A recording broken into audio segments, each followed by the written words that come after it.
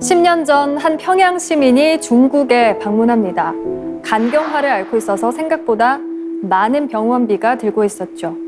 그때 남한에 가서 잠시 돈을 벌 수 있다는 이야기를 듣게 됩니다. 이후 북한 여권을 빼앗긴 평양 시민은 탈북자가 되었습니다.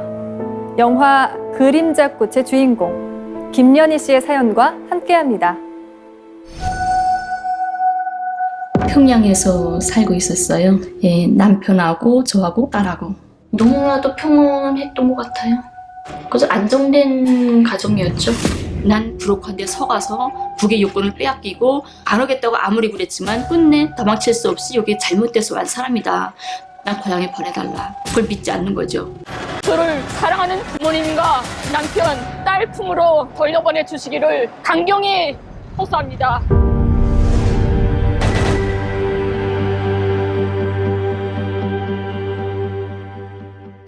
네, 안녕하세요. 반갑습니다. 네, 반갑습니다. 네. 이렇게 뵙게 되니까요. 좀 신기하기도 하네요. 사실, 그래요? 네, 저희는 네. 살면서 이 남북 분단의 현실을 몸소 느끼지는 못하는 것 같거든요. 그렇죠. 네. 최근에 그림자꽃이 개봉을 했어요. 네. 어떻게 보셨나요? 네. 어떠셨어요? 그중에서 제일 감동되었던 게 제가 남쪽에서 11년 있지 않습니까? 근데 그동안 헤어져 있던 가족을 영상으로 만날 수 있다는 건 딱 옆에 있는 것 같아가지고 감동이었고 눈물도 났고 하여튼 좋았습니다. 네. 오늘 강연을 통해서 우리 남북의 분단에 대한 현실 그리고 우리가 서로 너무 모르는 문화 또 미래에 대한 여러 가지 생각해보는 시간이 되었으면 좋겠습니다. 오늘 강연 부탁드립니다.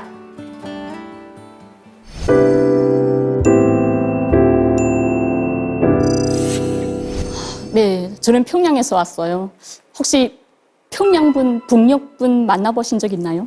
아니요, 저는 선생님이 처음이에요. 와, 정말 영광입니다.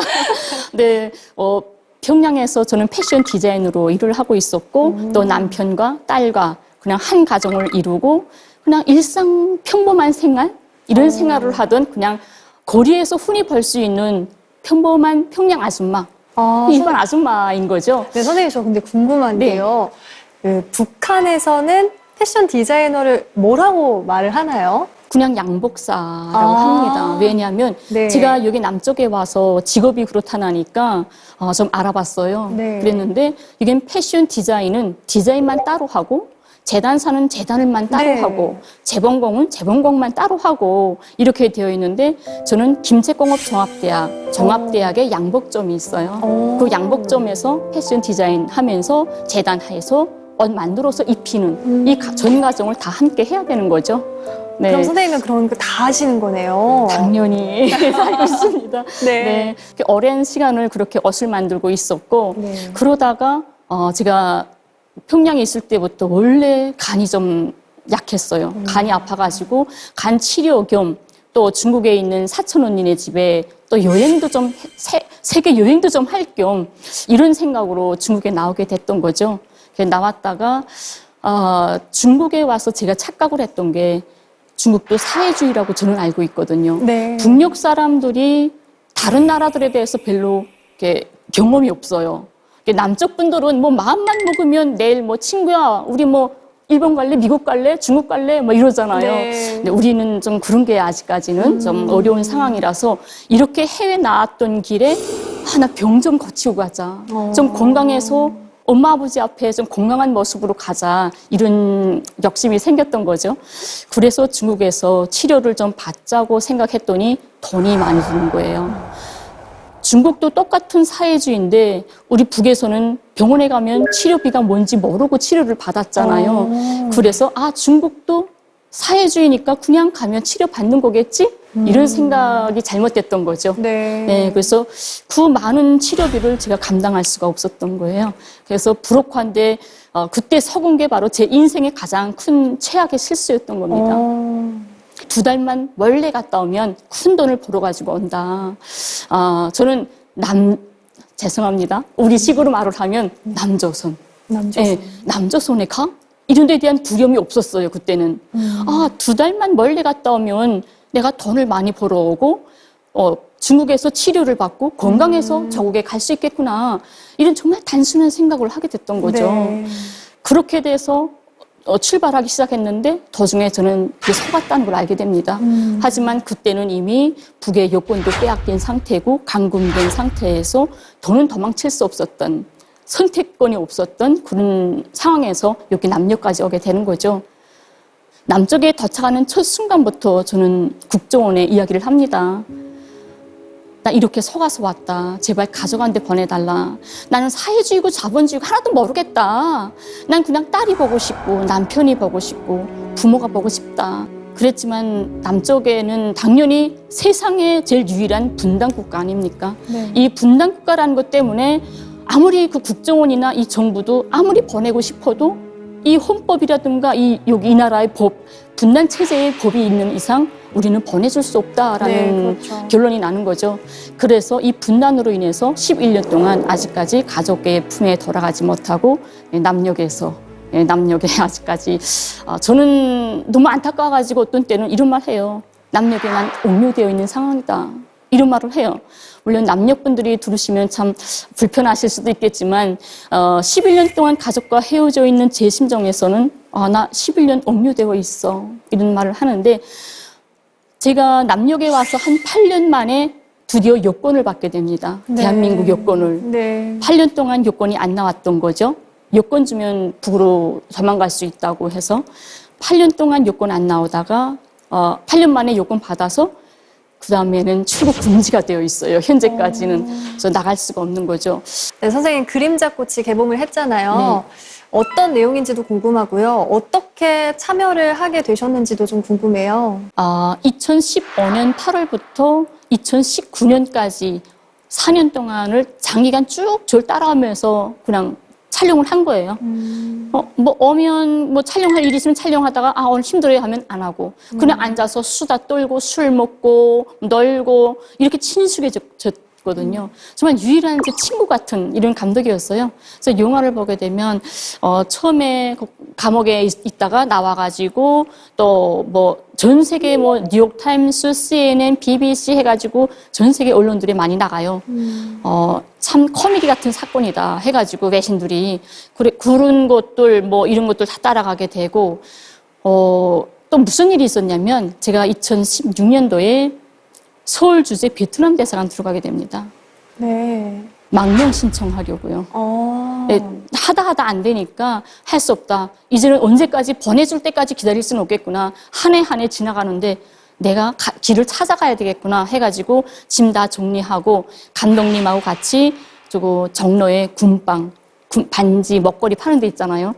감독님하고 같이 가가지고 딸한테 줄 반지, 먹거리, 이젠 애인이 있을 거야. 그러면 커플링 사야지 해가지고 딸 사이즈도 모르고 남자가 있는지 없는지도 모르잖아요. 근데 그 커플링 사가지고 다 해서 곧 영화에 나와요. 그래가지고 준비해서 다음날 베트남 대사관으로 이 감독이랑 또 언론 단체들이 언론 기관도 있었어요. 한겨레도 있었고 뉴스타파도 있었고 그분들이 다 같이 들어가요. 네. 그때는 정말 저 가는 줄 알았어요. 진짜 이게 마지막이구나 하고 승용차 타고 베트남 대사관으로 가는데 그 거리가 예전에 보던 그 거리가 4년 동안 있었던 그 거리가 아닌 거예요. 너무 쓸쓸하고 진짜 내가 가면 이 거리를 다시는 평생 못 보는 것이잖아요.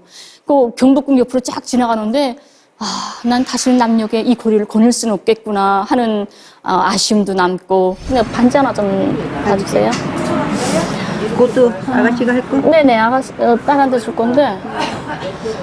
근데 사이즈를 알아야죠. 그죠. 내가 그게 좀 그게 문제지. 걱정이었어요. 그러니까. 네. 이렇게 하면 우리 딸한테 미안한 마음 조금 좀. 너무 비워질까? 너무 좋지. 너무 좋죠.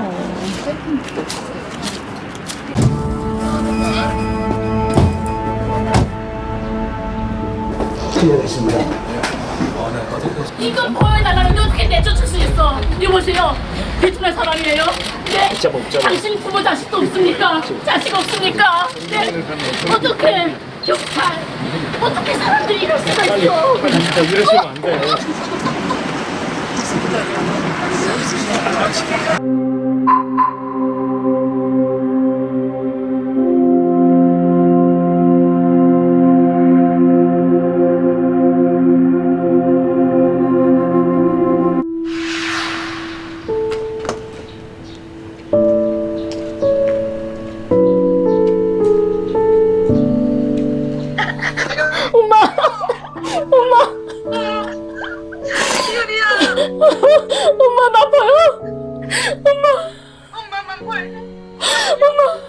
용금이구나 용금이.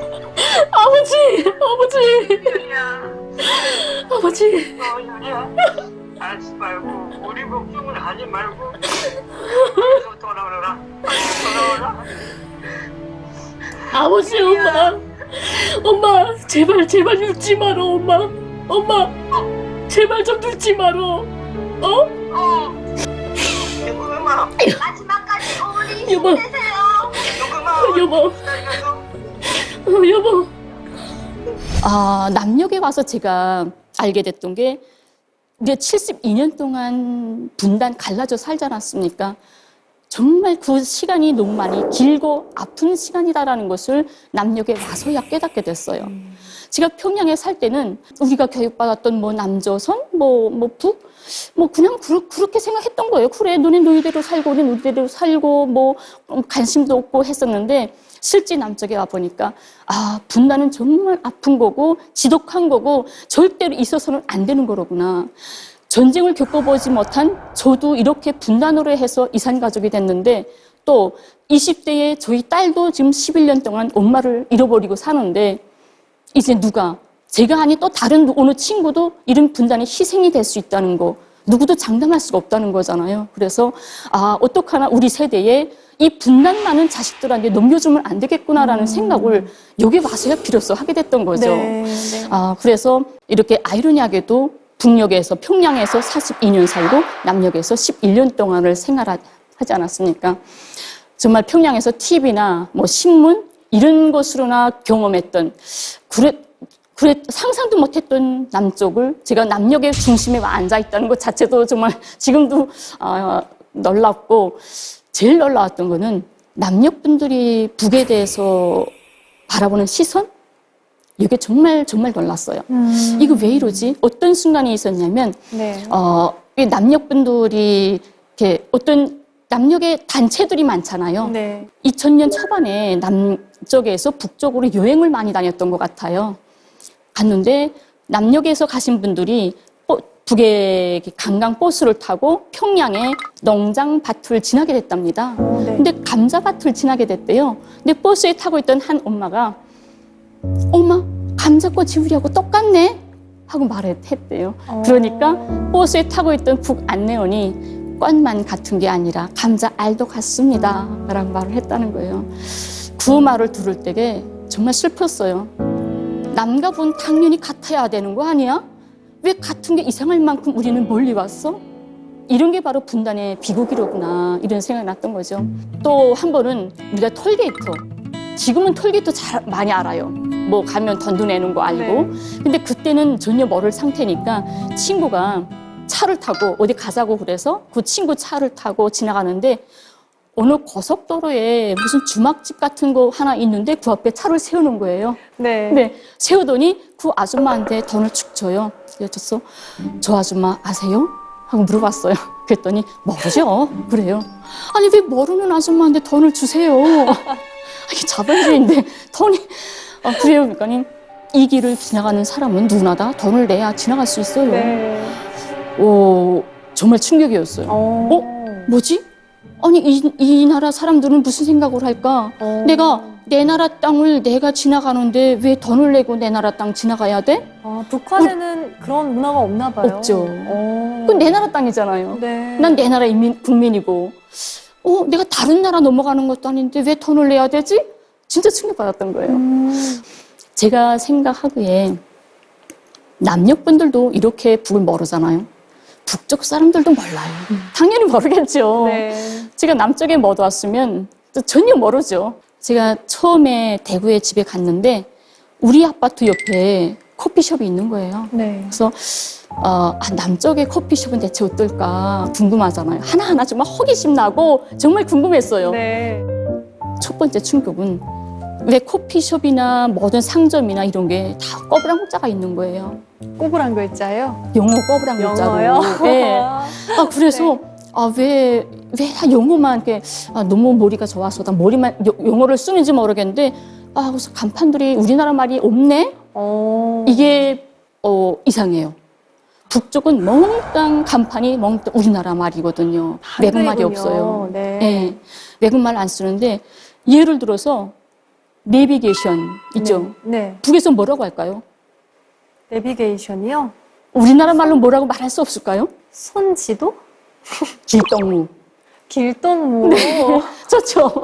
이렇게 우리나라 말도 있는 거예요. 네. 외국말이 많구나 하고 들어갔어요. 커피숍에. 뚝 들어왔는데 벽에다가 F용지 한 장에다가 한 글자씩 썼어요. 와이파이 공짜. 이렇게 쓴 거예요. 근데 그 글자를 똑 보는 순간에 무슨 생각이 났냐면 제가 평양에 있을 때 남쪽에 고 초코파이, 찰떡파이 정말 많이 들어왔어요. 네. 아, 초코파이, 찰떡파이, 와이파이가 빵 세트로구나 하고 저는 알았던 거예요. 그래서 역시 남조선은 잘 산다더니 커피 한 잔 먹으면 와이파이 빵을 하나 서비스로 갖다 주는구나.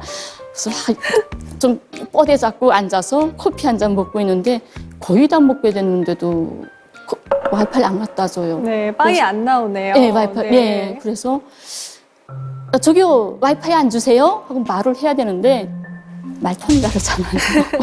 말을 못 하겠는 거예요, 쪽팔려서. 그래가지고 보니까 사람들도 좀 많고 해서 오늘은 사람이 많아서 나한테까지 안 차려지는가 보다. 다음날 다시 와봐야 되겠다 네. 하고 할 수 없이 다 먹었어요. 다 먹고 나가려고 출입문 쪽에 가서 손잡이를 딱 잡았는데 갑자기 사기당한 느낌이 빵 드는 거예요. 나 이거 말 한마디도 안 하고 가만 앉아 있었는데 내가 북에서 온 줄 어떻게 알고 나한테 사기쳤지? 이게 남쪽 사람들이 날 우습게 보는구나 하고 그 바리스타 청각한데 젊은 청각이 커피를 줬어요. 당신 참 웃기네요. 와이파이 갖다 준다더니 왜 나갈 때까지 안 갖다 주세요? 물어봤어요. 뭘 하시던가요? 멍하고 말 한마디 안 하는 거예요.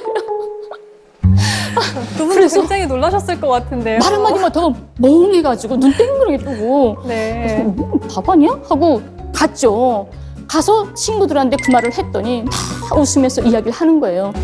나중에 그 와이파이가 뭔지 알고 북 카페 다시는 안 갔어요.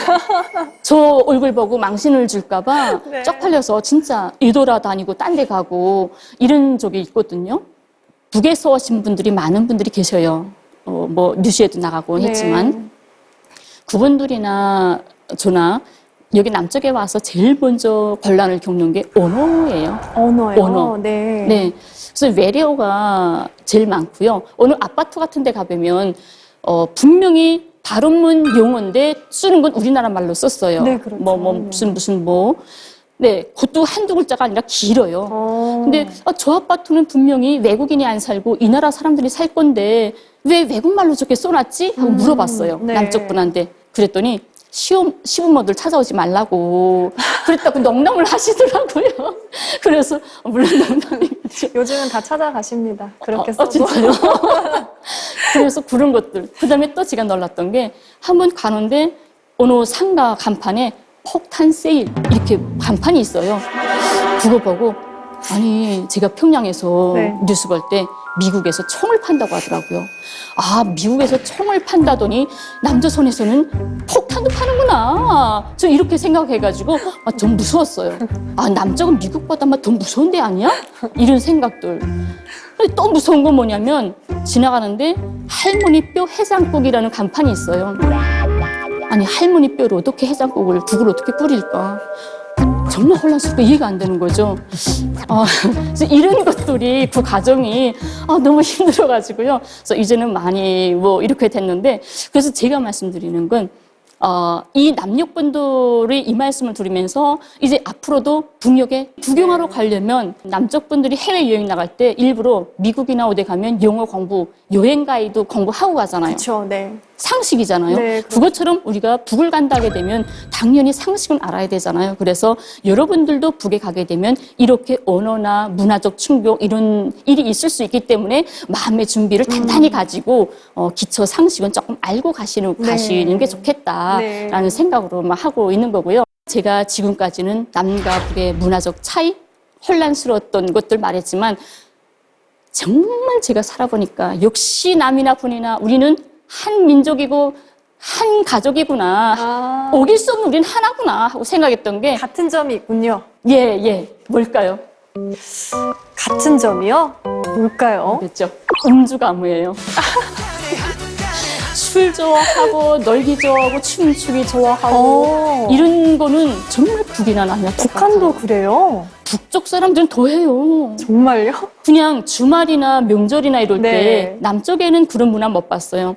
북에는 주말 같은 때 가게 되면 아파트에 넣는 사람들끼리 뭐 모아가지고 어디 놀러 가자 해서 대동강변에 그 풀숲에 다 앉아서 뭐 김밥이고 뭐고 사와가지고 오, 네. 그냥 먹으러 가는 게 아니라 남쪽식으로 아코디언이라고 해요. 우리 북에서는 선풍금이라고 하는데 네, 악기 같은 거죠? 네. 선풍금 다 가지고 나갑니다.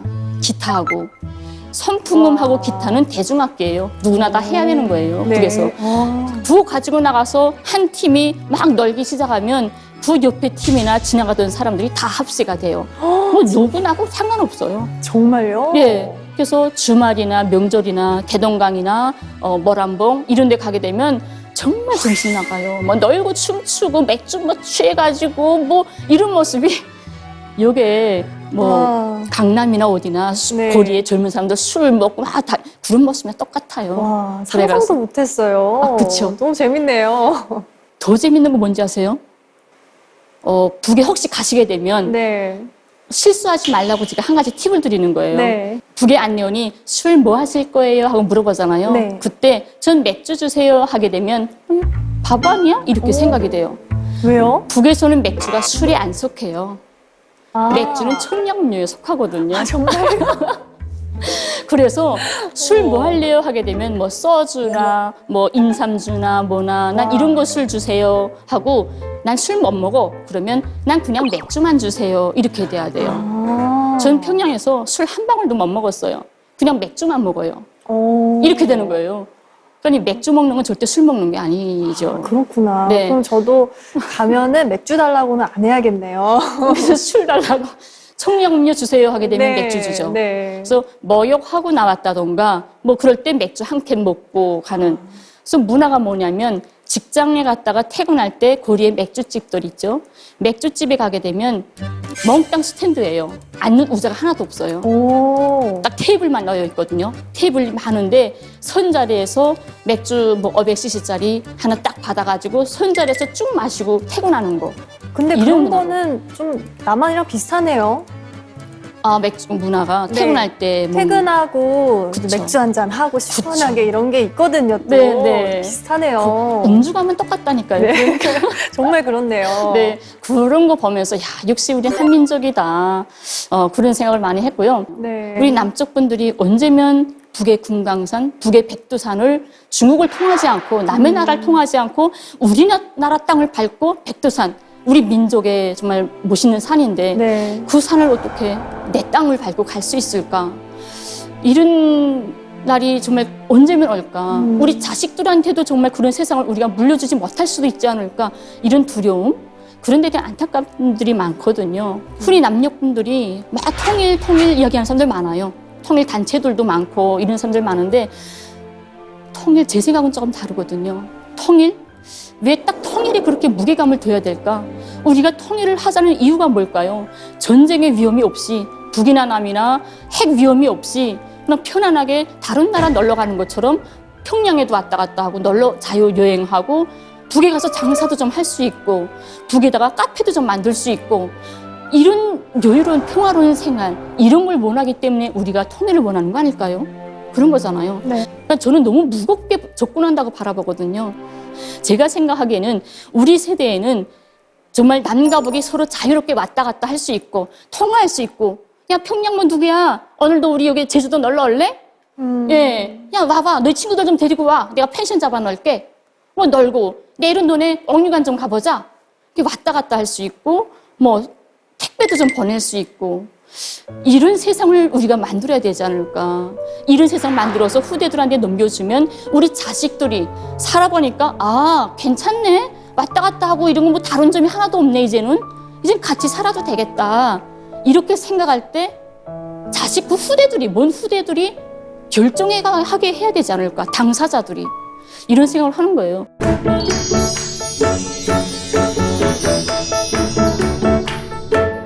어떤 남쪽 분들이 저한테 이런 말을 많이 하세요. 그래도 여기 살만하지 않냐. 남쪽이. 여기도 살만하다. 너네보다 더 잘 사는데 왜 꼭 고향에 가려고만 하냐. 뭐 어쩔 수 없지. 가슴은 아프지만 뭐 부모들은 그 부모들 인생이 있고 남편이나 딸도 그들의 인생이 있을 건데 왜 꼭 붙어서 살아야만 행복이냐. 뭐 어쩔 수 없으니까 받아들여라. 이런 말씀들 하세요. 그리고 더 힘든 말은 차라리 멀리라도 딸을 데려오면 되지 않겠냐, 여기로. 이런 말씀 하시더라고요. 근데 여러 가지로 생각을 해봤어요, 저도. 가족이라는 게 대체 뭘까? 제가 11년 되다 나니까 도중에 너무 힘들고 지치고 그러니까 그래, 나도 좀 살자. 숨 막혀. 그냥 주저앉아 버릴까? 이런 생각도 할 때가 많고 무너질 때도 있고 좀 그런 마음도 흔들릴 때도 있고 그리고 이제는 오래되다 나니까 심해지는 것들도 있어요. 남편과의 있었던 모든 아름다운 이야기들, 또 딸하고 있었던 일들 점점 멀어져서 매일 생각나던 게 한 일주일에 한 번 생각난다거나 이런 무서운 생각도 들거든요. 그래서 야, 좀 더 오래 있으면 정말 내가 가족을 잊어먹을 수도 있지 않겠냐 이런 두려울 때도 있고. 근데 제가 생각을 해봐요. 가족은 정말 뭘까? 저는 억만금을 저한테 준다고 해도 가족하고는 바꾸지 못할 것 같아요. 제가 여기서 물 한 방울 먹고 막 맛있는 거 먹고 뛰놀고 당연히 행복할 수 있겠죠. 하지만 부모님과 남편과 딸의 눈물을 팔아서 내가 여기서 내 인생을 편안하게 살 수 있다면 내가 정말 인생 말년에 가서 내가 행복한 삶을 살았다고 말할 수 있을까? 저는 그런 것 같지는 않은 거예요. 그래서 11년 동안 끊기지 않고 했던 말이 나는 평양 아줌마다 고향에 보내달라 이렇게 말했던 게 뭐 북의 사상이고 체제고 정치고 이념 전 상관없어요. 관심도 없고요. 그냥 가족. 내 딸 꼭 내가 품에 안고 있고 싶고 남편한테 옆에 가고 싶고 가족 때문에 가고 싶다. 이런 말이거든요. 저희 남편이 김제공업종합대학병원 의사예요. 종합대학 의사. 저희 어머니가 또 의사였어요. 예, 동대구역병원 뭐 해가지고 평생을 의사로 살았고 딸은 17살에 헤어졌어요. 저희 딸이 17살에 헤어져가지고 11년 되다 나니까 지금은 28살이 됐네요. 네. 물론 지금 다 커서 뭐 괜찮겠다 하지만 조금 마음이 아픈 게 뭐냐면 지금은 코로나 때문에 누구도 국경도 폐쇄되고 누구도 못 들어가잖아요, 북에. 다른 나라들하고 달리 북은 완전히 막아놓은 거죠. 근데 그 코로나 막기 전에는 외신들이 평양에 들어갈 때, 또 한국에서 이 기자들이 북에 갈 때, 이분들이 평양에 가서 저희 가족들 만나서 인터뷰해서 기사도 올리고, 또 제 손편지나 선물도 전달해주고, 또 거기서 받은 선물을 저한테 전달도 하고, 이렇게 막 왔다 갔다, 진짜, 그땐 행복했죠. 떨어져 있어도 어떻게 소식을 알 수 있다는, 서로 전달할 수 있는 그런 시절이었는데, 그때 저희 딸이 영상을 하나 찍어서 보냈는데, 그러는 거예요. 자기는 엄마 오기 전까지 절대 결혼은 시집을 안 간다고. 28살인데. 근데 남과 북이 다른 게 남쪽에는 40이 됐는데도 처녀들이 있어요. 시집 안 간 여자들. 그렇죠. 꽤 많죠. 네. 근데 북에는 25, 늦어서 26이면 다 시집 가요. 28 하게 되면 아이고 거철값이네. 그래요. 북에서는. 근데 완전 거철값이 된 거죠. 저희 딸은. 근데도 시집을 안 가겠대요. 엄마 온 다음에 엄마 축복을 받으면서 시집을 가겠다. 그게 참 안타까웠고 또 지금까지 전 11년 됐지만 그 8년 됐을 때 3년 전이죠. 8년 됐을 때 어머니가 제가 맏딸이에요. 맏딸을 계속 구리고 안타깝고 눈물 흘리고 하면 신경을 쓰다가 그만이야 실명을 하셨어요. 하셨다는 소식이 왔더라고요. 정말 무너지더라고요. 무너져서 더 마음이 급해져가지고 어머니가 제가 돌아간다고 해도 내 얼굴을 다시는 볼 수 없겠구나. 하지만 어머니가 살아계실 때 내 목소리만큼은 좀 들려주고 싶다. 목소리도 못 듣게 된다면 내가 평생 죄책감 어떻게 살까. 불안해지죠. 그다음부터는 막 안타깝고 신경 쓰고 그러는 거죠. 그래서 저는 그냥 지나가다가도 그냥 가족들, 오늘 한 가족이 그냥 어부치 손잡고 애 데리고 가는 가족들 모습. 뭐 지나가다 그냥 낙엽이 떨어지는 모습. 모든 거 보면 그냥 슬퍼요. 슬프고 막 그립고 가족이라는 말만 들어도 눈물 나고. 그러셨을 것 같아요. 네.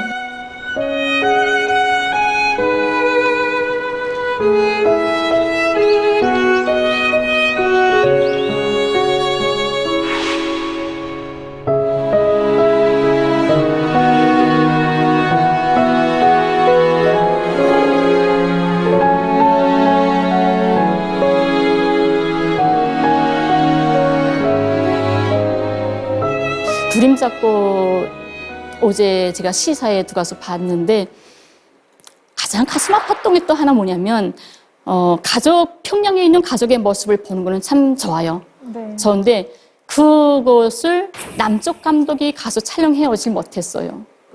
이 영화를 4년을 촬영을 했는데 그 이승준 감독, 네. 그분이 4년 동안을 촬영하면서 누구보다도 저에 대해서 제일 많이 잘 알고 있잖아요. 당연히 이 감독이 평양에 가서 저희 가족한테 저희 생각도 말해주고 또 그 사람들의 생각도 전해주고 당연히 이 사람이어야 되는데 갈 수가 없어요. 갈 수가 없고 핀란드 감독한테 부탁을 해가지고 그 사람을 섭외해서 2번을 평양에 들어가서 모든 사생활이고 뭐고 다 찍어가지고 오게 되는 거죠. 네. 평양에서 찍고 중국에 왔다가 한국에 와서 그걸 전달해주고 가야 하는 순간이 있었어요. 네. 그때 저도 너무 반가워서 만나러 갔죠. 서울에 어느 호텔에 가서 만났는데 그분의 손을 잡고 놓지 못했어요. 감독님 이 손 저희 딸이 잡았었겠네요. 감독님 내 딸 손을 잡고 있었겠네요. 그 손을 잡고 딸이 얹기까지 남아있는 것 같아서 놓지 못하겠더라고요. 너무 좋았고 딸이 엄청 요리를 음식을 잘하더라고 칭찬도 하고 그 순간이 참 제일 행복했던 것 같아요. 딸의 소식을 봤던 거. 사람에게는 아마 태어나서 인생 끝날 때까지 공통적인 딱 하나의 행복감이라는 게 있겠죠. 하지만 지금은 이런 게 나한테는 행복하다. 또 좀 지나서는 나는 지금 시기엔 이게 행복하다 하는 게 있지 않겠나요? 어머니 빨리 만나는 게, 어머니랑 같이 중상생활 하는 게 정말 무엇인가 이룬 것 같은, 무엇인가 큰 공백을 주는 이런 생활이 아니고 꽉 들어찬 행복, 웃음 꽉 들어찬 그런 생활이 전 제일 행복하다고 생각합니다.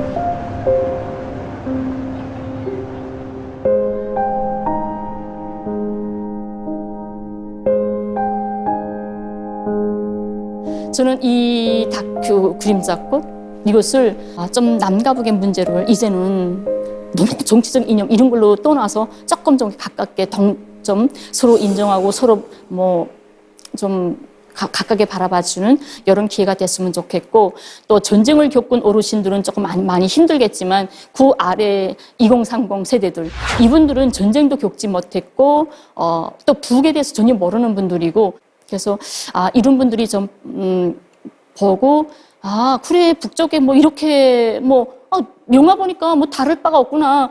평양 사람들도 북쪽 사람들도 지하철 타고 가는데 핸드폰 보고 제 영상 보니까 지하철에 10명이 앉아있다 하게 되면 8명이 핸드폰 들고 있어요. 똑같아요. 서울 지하철하고. 네, 그런 모습들. 이런 데서 조금 더 가깝게 갔으면 좋겠다라는 생각이고 이 영화를 촬영할 때 감독님이 하신 말인데 저 연출이 그러더래요. 그 장면을 딱 보더니 그 장면 중에 저희 집에서 남편하고 딸하고 밥상 넣고 아침밥을 먹는 장면이 있어요. 출근하기 전에. 근데 그 장면을 보더니 나 북한 사람 집에서 밥 먹는 거 난생 처음 본다. 그런 거예요. 네. 북한 사람은 그런 정상적인 생활을 할 수 있다는 거를 미처 생각을 못 해봤다는 거예요. 어떻게 그렇게 생각되지? 이런 것들. 그래서 그 한계를 좀 넘어설 수 있는 그런 기회가 좀 됐으면 좋겠다. 네. 라는 생각이 좀 들었죠. 네, 오늘 제 이야기를 어떻게 들으셨을까요? 아마 어떤 분들은 낯설어, 불편해 이런 분들도 계실 거고 그랬구나 우리가 이때까지 그 다름을 좀 모르고 살았구나 이런 생각도 있을 거고 안타깝다 저 여자 딸한테 갔으면 좋겠다 이런 분들도 계실 거고요. 전 딱 한 가지 여러분들한테 좀 바라고 싶은 거는 그냥 여러분들의 가족, 여러분들의 딸 이렇게 좀 봐주시면 안 될까 그런 바람이 있습니다. 그리고 제가 기회가 된다면 남쪽에서 이제 가족에게 가기 전까지 기회가 되면 여러분들에게 조금 더 평양이나 다른 어떤 북녘의 생활에 대해서 많은 에피소드들 오늘 시간상 관계로 많은 재미있는 이야기들 많이 못했는데요. 기회만 되면 여러분들에게 정말 웃기고 재미있고 또 그런 이야기들을 전달해 줄 수 있는 이런 기회가 됐으면 좋겠습니다. 감사합니다.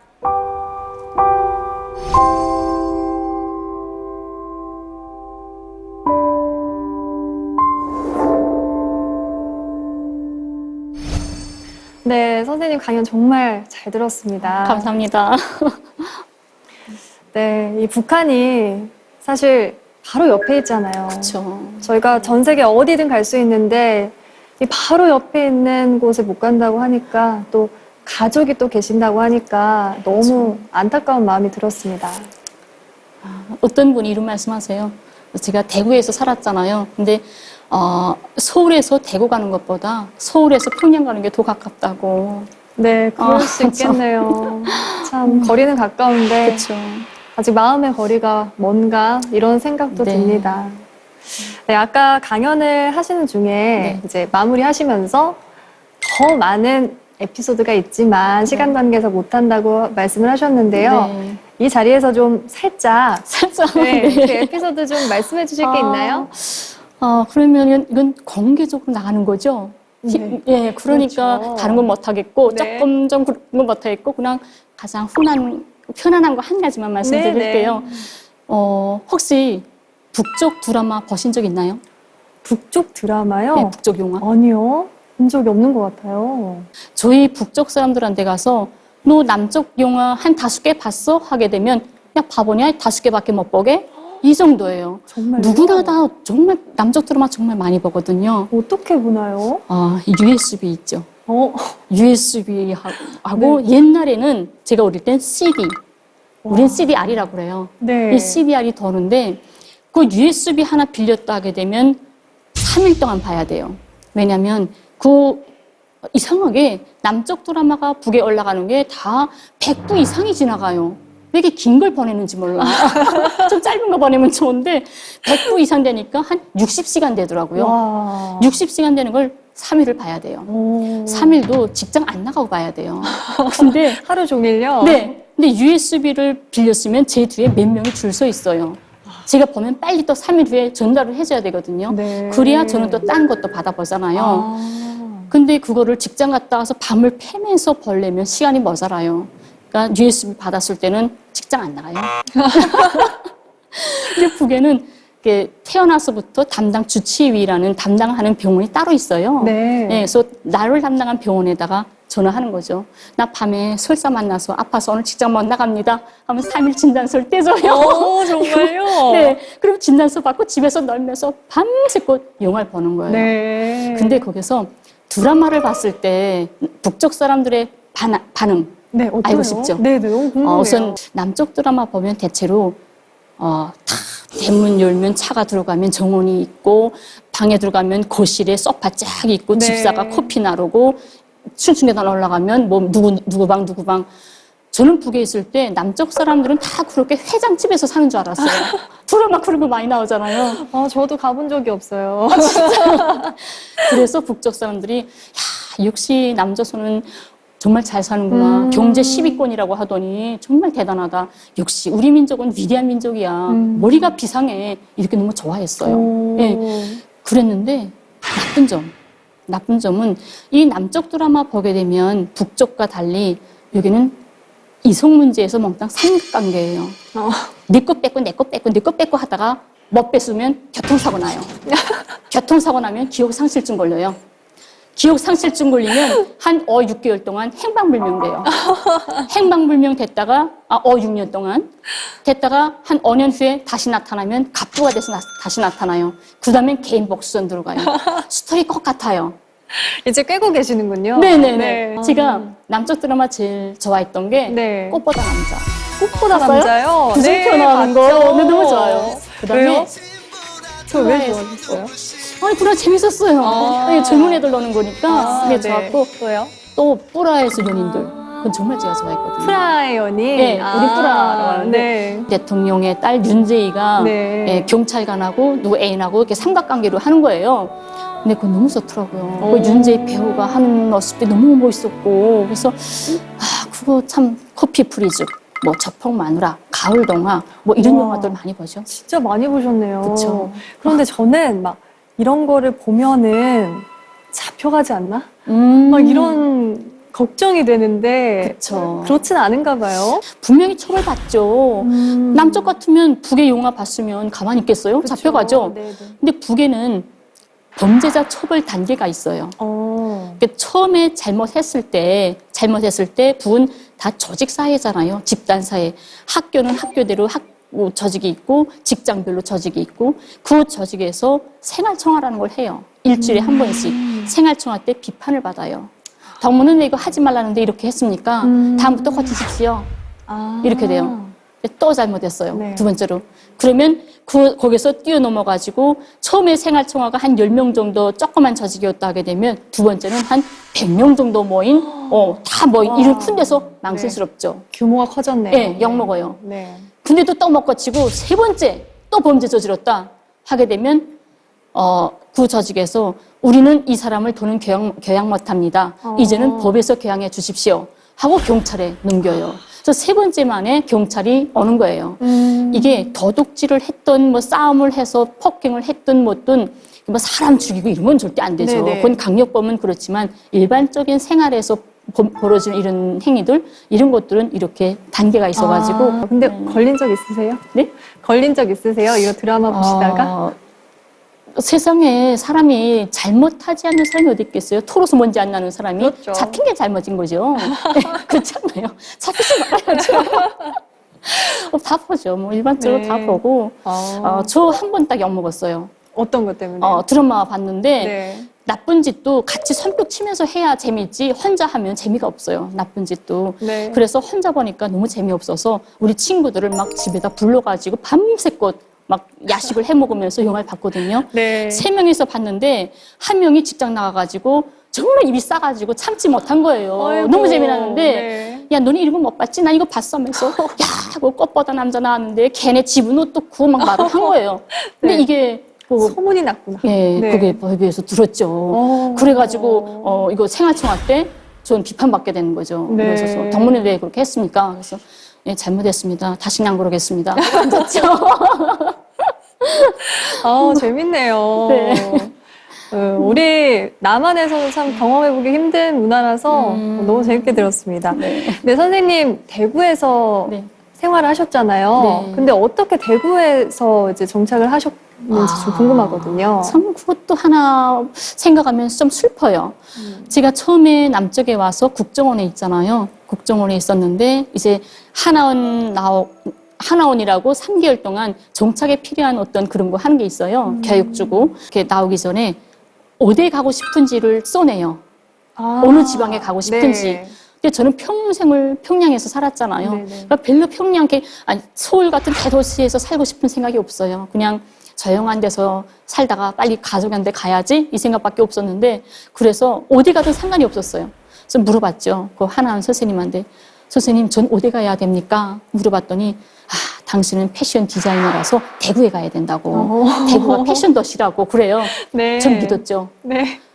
대구에 가니까 패션 도시가 아니라 천연 염색공단인 거예요. 염색까지 패션 진짜 하려면 경기나 서울이나 여기 있어야 되죠. 동대문이나.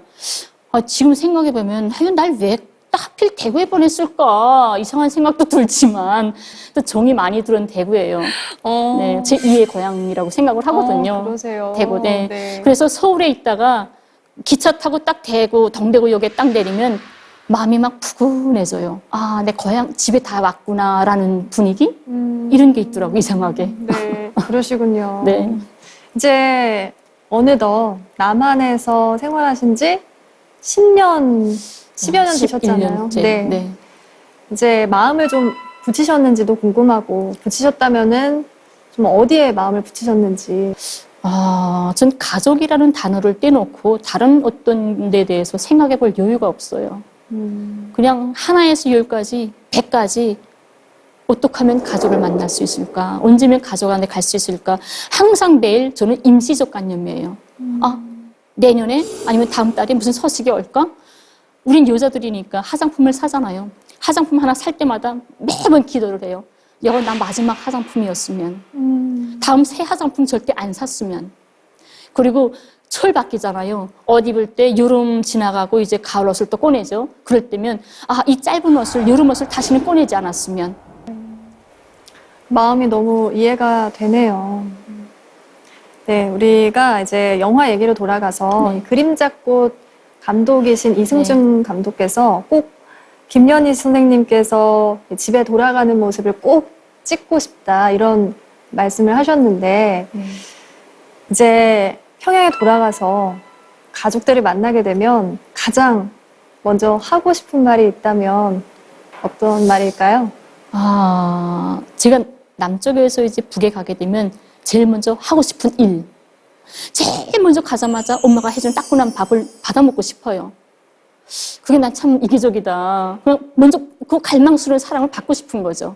이게 제일 먼저 하고 싶었고, 그다음에 북에 가서 꼭 하고 싶은 말은 뭐냐면 이 남녀 형제들에 대한 이 따뜻한 마음.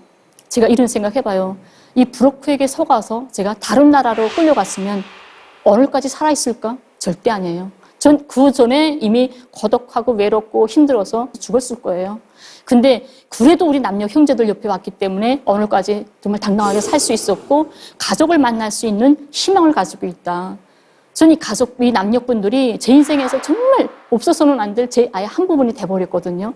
그래서 북에 가서 꼭 제가 하고 싶은 말이 남녀분들의 이 따뜻한 마음, 혈육의 정, 이 고마움을 꼭 전달하고 싶은 거.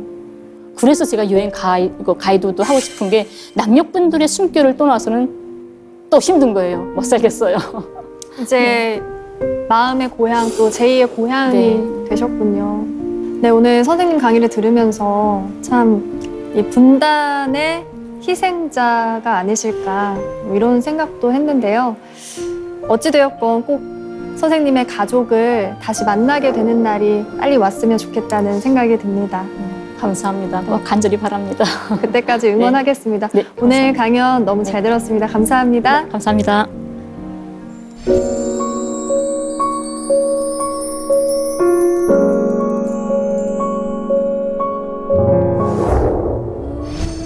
한 개인의 행복과 가족 간의 생이별. 미처 우리는 생각해보지 못한 분단의 현실이었습니다. 김연희 씨 사연을 통해서 남북 분단이 가진 현실적인 의미, 그리고 미래에 대한 여러 질문이 펼쳐지는 장이 마련되기를 기대해 봅니다. 사색의 공동체 스미다. 저희는 다음 시간에 다시 찾아오겠습니다. 기다려